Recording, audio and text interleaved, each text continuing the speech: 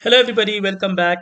In this video, I shall give you some ideas that you can use to make your Chrome Dino game better and of course in the process also earn bonus points, right?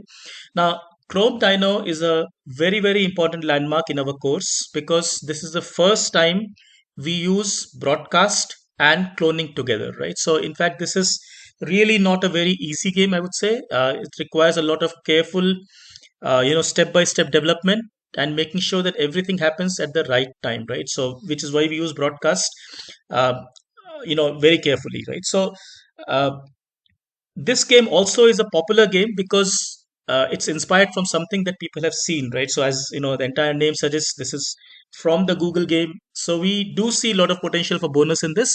However, before you venture there, as always, make sure your basics are in place, right? So let's just look at that. So let's start with a bit about bonus. I always do that. Remember, bonus comes after basic. So in this case, as I said, the basics are really broadcasting, cloning, right, and having, let's say, broadcast being used to create two different levels, right? So use of variables. There's a lot of things going on. Really, make sure you're clear with all of that, right? Now, second thing is that you always earn bonus.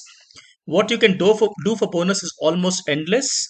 What earns you bonus today may or may not earn you bonus in future. Bonus is your opportunity to push yourself, try out new things, amaze everybody. However, remember rule number one, that bonus comes after basic, right? So this game, like I said, is very popular, is very interesting also. However, make sure that you're clear with the basics here, right? And there are a lot really. Yeah. Now, having said that, so what are some of the bonus ideas that you could consider, right? So, well, first and foremost, the first set of ideas that comes to mind is really about the hero sprite. Remember, there's a hero sprite which is moving in like a park, right? It's going around and it's trying to jump over those trees and so on and so forth. It's also trying to catch some boosters in the second level, right? Now you could do more than just the basic movement. In the class project, the hero sprite is really stationary at one place. It's only jumping up and down, right? You could do more than that. You can make the hero sprite go forward and backward, right? Or you can have cases where it kind of dodges, it shrinks down, it goes down to say dodge some obstacles and so on and so forth, right? So this will require a little bit of rethink on what the obstacles are. How can the hero sprite do better by say moving forward or backward, right? And that becomes a nice bonus activity. So we are giving you some ideas in the comments. Please look at those. You will get some hints from there, right?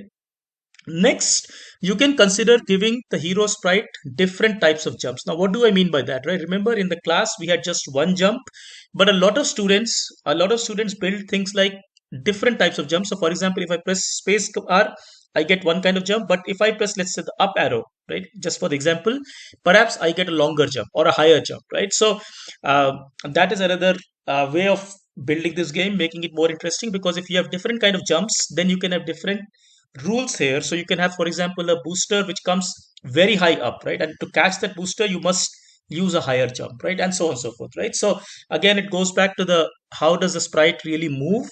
And a lot of imagination can be done here. I'm putting some examples in the description. Please take a look at those. You will get ideas, right? Now, the question that comes up is that, okay, why would the sprite want to move forward or backward?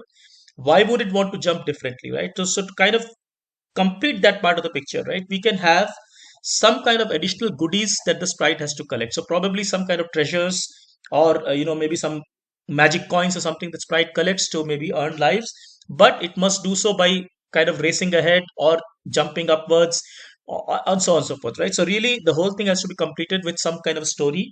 So there's something better to be done, let's say, by jumping higher, right? And that's what I mean by saying that sprites could have additional goodies to be collected, right? Now, moving on from the hero sprite to the booster sprite. Now, recall in our game, we had this booster sprite, the butterfly, which would zip across the screen from right to left, right? But now, really, there's no reason that it must be the only way. Um, we can have the sprite go, for example, in the other direction, right? Probably it goes from left to right, in which case you really have to be very alert to catch that, right?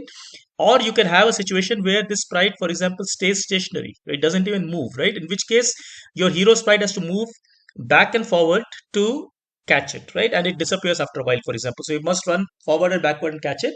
And that kind of completes this whole, this four interrelated points to each other, right? That you can give a lot of variety to your booster sprite which has to be reciprocated or which has to be complemented by additional behavior on the hero sprite. And then all of this will require you to code more than what we have done in the class, and that's why this becomes a bonus activity, right? And remember, this activity, this game, like I said, there are multiple things going on, right? So you have to be careful in touching anything here, right? Because any change here is going to have a ripple effect, because you're broadcasting, you're changing the variables, and you're cloning, and so on and so forth, right? So there'll be many things, right?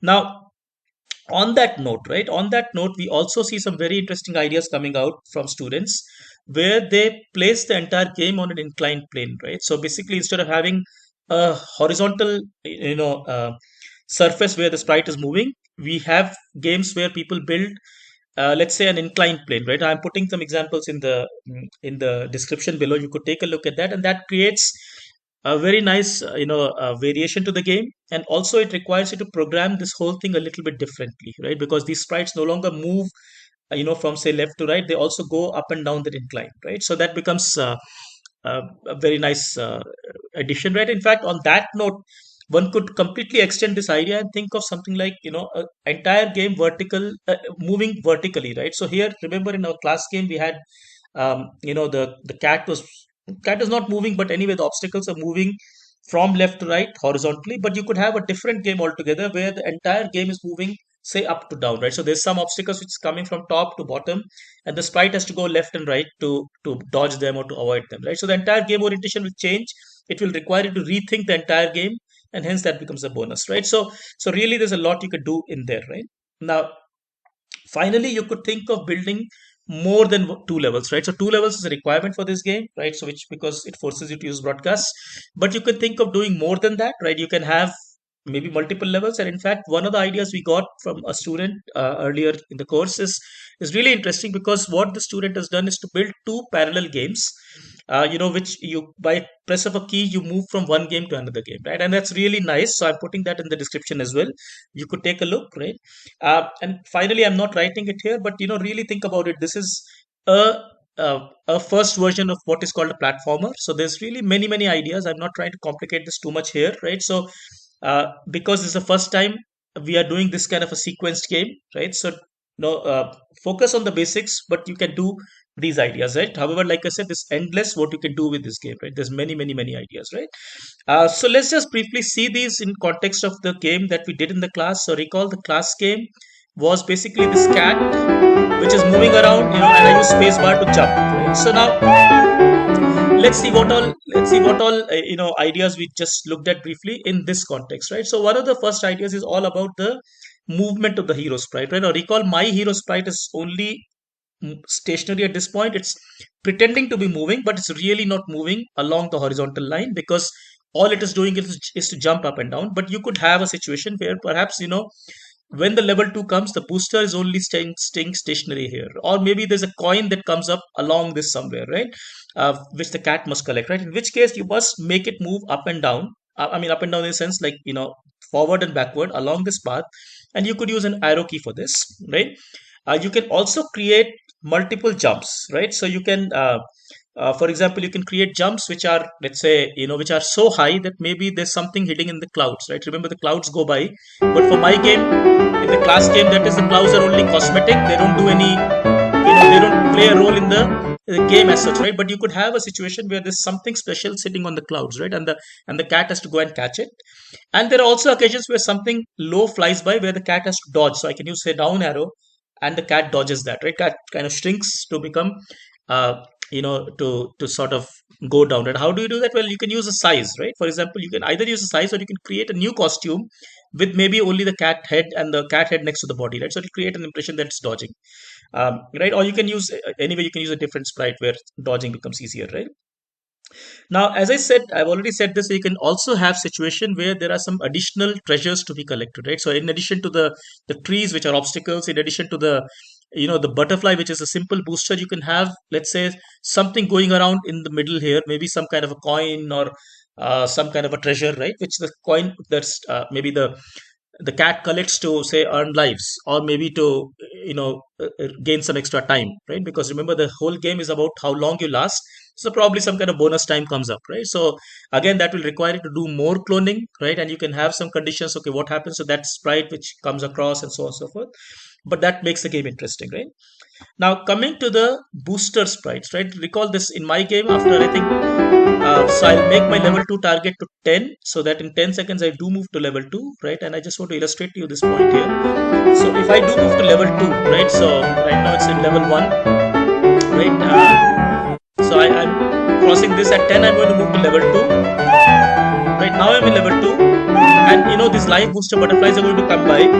Right there, notice this butterfly came from right to left, but there's really no reason that this butterfly must come from right to left only, right? In fact, you can do lots and lots of things in this, right? So when the booster butterfly comes, probably it goes across from left to right, right? Or probably just stays stationary at one place, in which case all the other things must happen from the hero sprite's movement to go and catch it, right?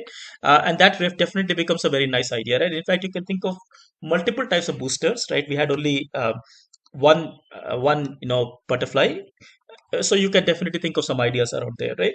uh, Next, I talked about game orientation, right? Now recall, in my game everything is going on horizontally, right? So the road mark is moving, the clouds moving, the butterfly is only jumping, right? So but the entire game could be built differently with a different sprite. So probably the sprite could be, let's say, an aeroplane, right, which is going up in this stage, and you have these sprites coming down from the top. The obstacles are coming from the top down, right? And again, there are multiple ideas you can think of in there with the same skeleton structure, right? So that's definitely a bonus idea. And as I've shown in the description, and I also showed, you can look at these projects in Scratch. There are projects which students make where this entire path is actually inclined, right? So instead of being horizontal, it's in fact inclined, and the sprites move in this direction, right? So that requires a little bit more thinking, a little bit more programming, and hence that becomes a bonus idea, right? Now finally, I spoke about multiple levels. Now really, 2 levels is a must in this game. That's kind of considered basic, right? Because that's where broadcast is used. But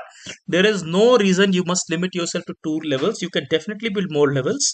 In fact, like I said in the description, I'm putting this project where a student has this sort of parallel games, right? So the game moves from one game to another by just pressing some particular key, right? So that's also very interesting. You can consider something on these lines, right? So to sum it up, I mean, this is not a very easy project. I've been saying this from the beginning. So it will require careful thinking. It will require a bit of patience to get this all in place. However, in terms of what you can do with it for bonus, this really endless, because like I said, it's a simple platformer.